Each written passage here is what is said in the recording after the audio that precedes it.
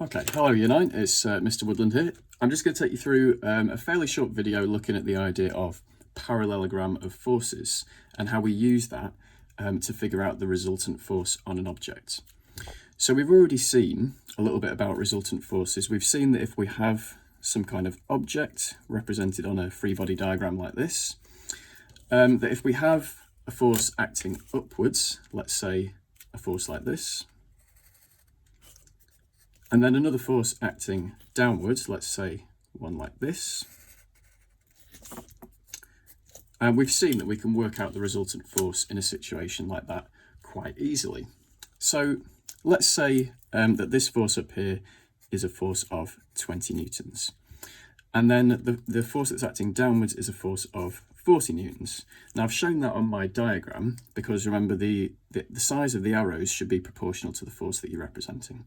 So actually this arrow that I drew downwards, I drew 2 times longer than the one I drew upwards, which then reflects the size of those forces. So in this situation, it's quite easy for us to work out the resultant force. It's just a case of finding the difference between the two forces because they're acting in opposite directions. So my downward force is the bigger one, it's 40 newtons. So I need to subtract 20 newtons from that to find the resultant or the overall force. So that gives me a resultant force of 20 newtons.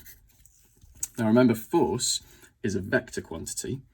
So to actually show the force properly, the resultant force properly, I need to give a direction.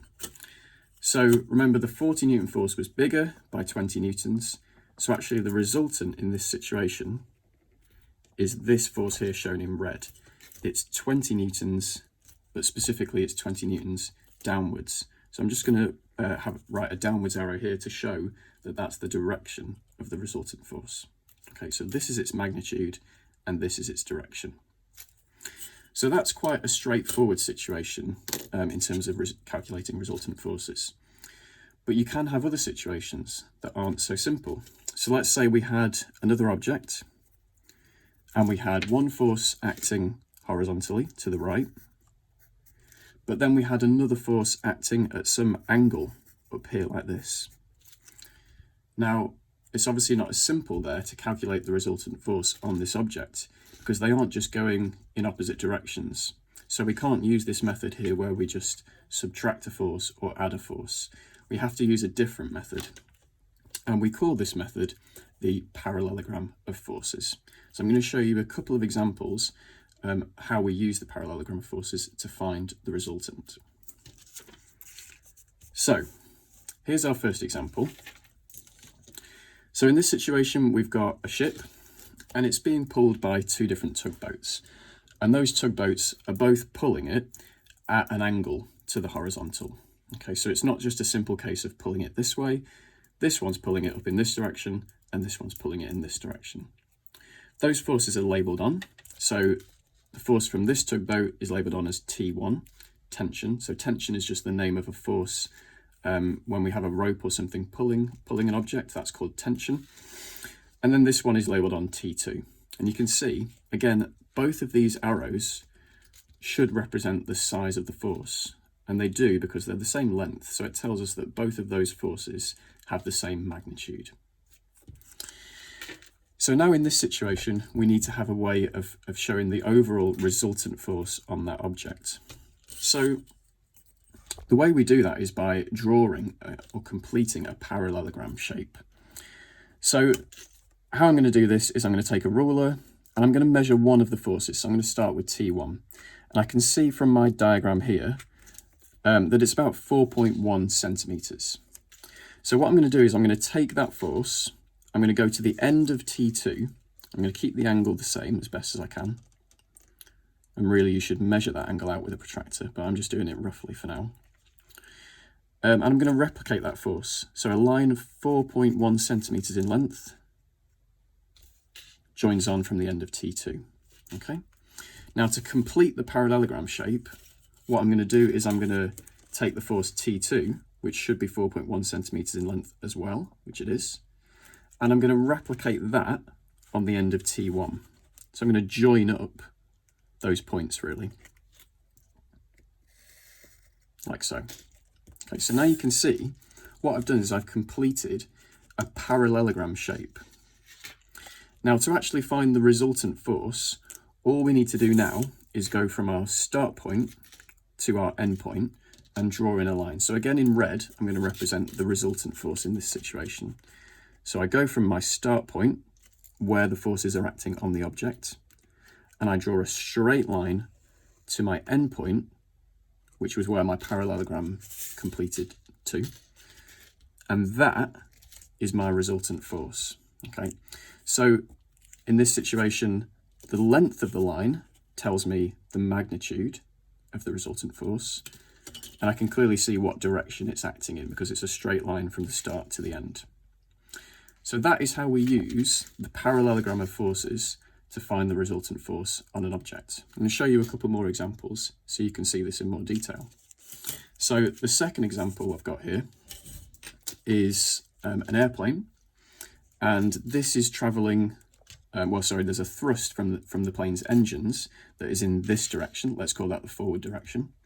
But as well as that force, we've also got a force due to the wind on the plane, and that's acting at an angle. So again, we can't just subtract these forces or add them to work out the resultant. We've got to use the parallelogram of forces here. So again, all I'm going to do is I'm going to take my ruler and I'm going to measure this force here that's acting vertically. And I can see there that that force is 7 centimeters in length. So all I'm going to do is I'm going to keep my ruler vertical, and I'm going to move it up to the end of that force that's due to the wind. And I'm going to replicate that line, 7 centimeters in length, on the end of that force. Okay. And now hopefully you can see what we need to do to complete the parallelogram, but just to take you through it, again, I'm going to measure this force now due to the wind, which looks like it's about 4.5 centimeters in length. And I'm going to take that up, join it onto the end of the other force, and replicate that up here as well. And you can see that completes my parallelogram shape. And now the last thing we need to do is we need to join up a line, straight line, from our start point, where the forces are acting, to the end point where we completed the parallelogram. And I'm going to draw that line in with my ruler again in red to show it's a resultant force. So that is my resultant force. So you can see the combined effect of the thrust from the engine and the wind causes the plane to move in that direction overall. Okay, let's have a look at an example where we actually have some numbers in, and we're going to have to draw a scale diagram. Okay, so this is the last example we'll look at. So the question's up here, and it says a force of 3 newtons and a force of 4 newtons act on a point. Determine the magnitude and the direction of the resultant force of these two forces if the angle between their lines of action is 90 degrees. So that seems quite wordy, there's quite a lot going on there, but let's break it down. So we've got two forces, one of 3 newtons and one of 4 newtons. And really, all the question is telling us is that the angle between those two forces is 90 degrees.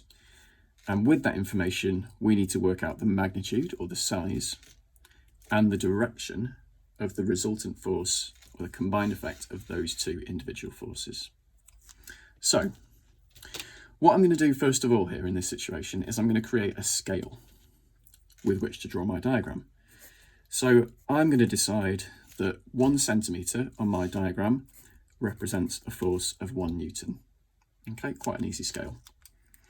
I'm going to pick a starting point. I'm going to say this here is the point on which those forces are acting.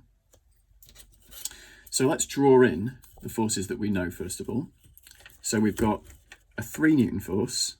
I'm going to say that's acting upwards. So I draw a line 3 centimeters in length, because my scale is 1 centimeter equals 1 newton. And that represents my 3 newton force. Now remember, the question told us that the angle between those forces is 90 degrees. So I need to measure out 90 degrees, or a right angle, from the force I've just drawn. So a right angle looks like that. So this next force that I need to draw must be in the horizontal direction. Okay, so again, my scale tells me 1 centimetre equals 1 Newton. So to draw a 4 Newton force, I need a line 4 centimetres in length, like that.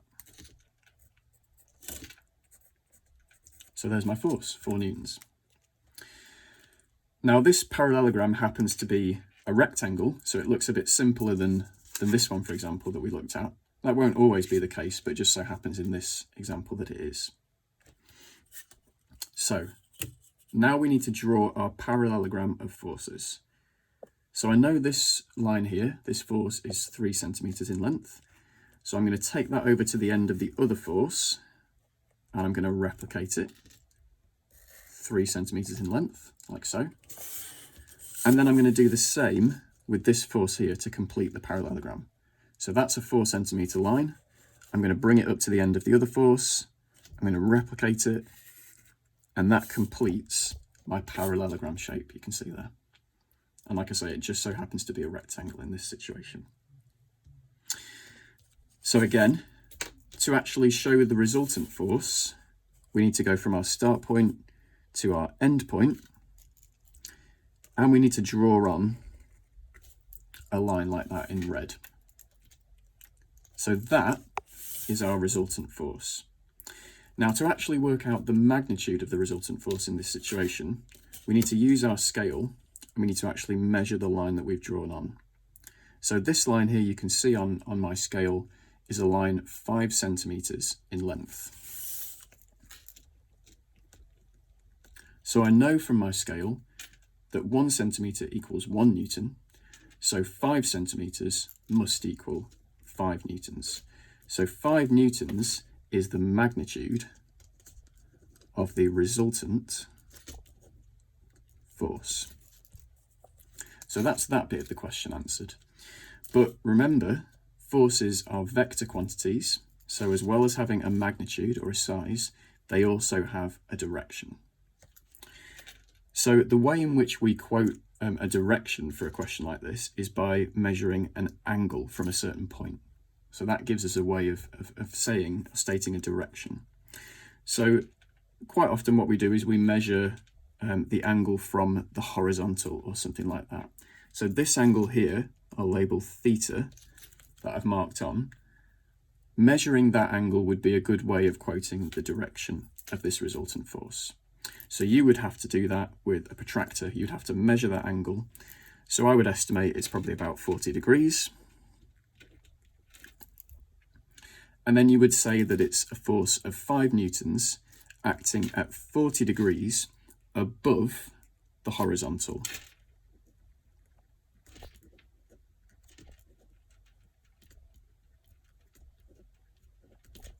Okay, so that is how we find the magnitude and the direction of a resultant force in a situation like that or like that, where it's a little bit more complicated and we don't have forces just acting in opposite directions or in the same direction. Okay, thank you very much.